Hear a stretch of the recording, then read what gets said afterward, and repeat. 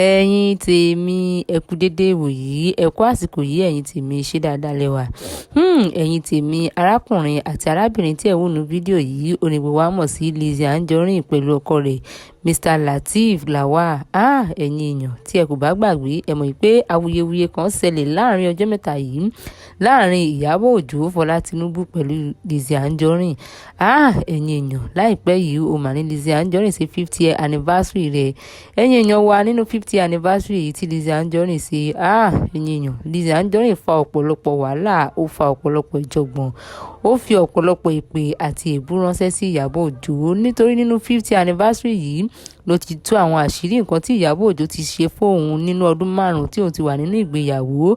Ó sọ̀rọ̀ nípa bí Ìyábọ̀ Òjó ṣe fẹ́ kí òun fi ọkọ òun sílẹ̀, bí Ìyábọ̀ Òjó ṣe wá parọ́ fún òun wípé èèyàn kan tí gbogbo wa mọ̀ sí Dino Melaye ó fún òun ní diamond ring, pé nígbà náà Ìyábọ̀ Òjó ń ṣe láti jẹ́ kí òun fi ọkọ òun sílẹ̀, pé gbàrà tí Ìyábọ̀ Òjó gbọ́ wípé òun ṣe ìgbéyàwó báyìí tí òun ti ń gbé níbi tí òun gbé, Ìyábọ̀ Òjó náà sáré kiri, ó ní kí àwọn èèyàn kí wọ́n bá òun gbalé sínú ẹ́stéètì tí òun gbé o. Ìyábọ̀ Òjó wá ti ojúbọ ìgbéyàwó òun àti ilé òun tí kò sì sí nǹkan kan tí ó kàn án, ṣùgbọ́n ọlá wípé òun ò gbọ́ nǹkan tí Ìyábọ̀ Òjó sọ, òun ò tẹ́tí sí àwọn ọ̀rọ̀ awuyewuye èyí tí ó ní láti sọ, olùfà tí òun fi di olóríire pẹ̀lú ọkọ òun lónìí, táwọn sì fi jọ wà, táwọn sì máa wà lọ títí láéláé.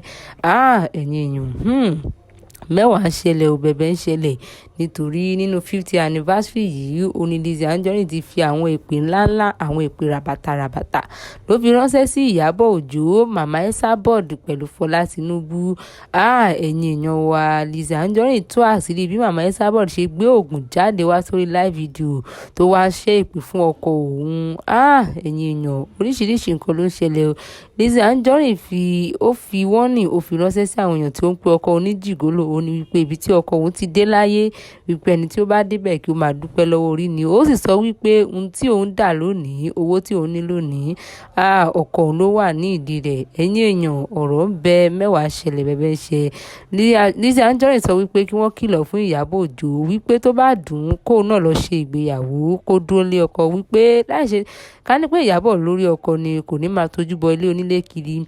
Ó sì sọ wípé ibi tí àlàáfíà ti lè jọba láàrin àwọn ni wípé tí Ọlọ́run bá padà fún Ìyábọ̀ Òjó ní iṣẹ́ àbí tí kò ráyè mọ́, pé láì jẹ́ bẹ́ẹ̀ òun ò ní fi Ìyábọ̀ Òjó sílẹ̀ o, wípé ọ̀pọ̀lọpọ̀ ni ò mọ̀ nǹkan tí ó ń ṣe òun tí òun fi ń bá Ìyábọ̀ Òjó fa wàhálà, tó òun fi ń bá a fa ìjọ̀gbọ̀n, wípé kò kí ń ṣe Ìyábọ̀ Òjó nìkan ló wà ní movie industry, kò kí ń ṣe pé òun ò rí èèyàn míì, ṣùgbọ́n àwọn èèyàn decide láti dàbí pé wọn ò rí nǹkan tí Ìyábọ̀ Òjó ṣe fún òun, ṣùgbọ́n nǹkan tí òun ṣe padà òun ni wọ́n rí.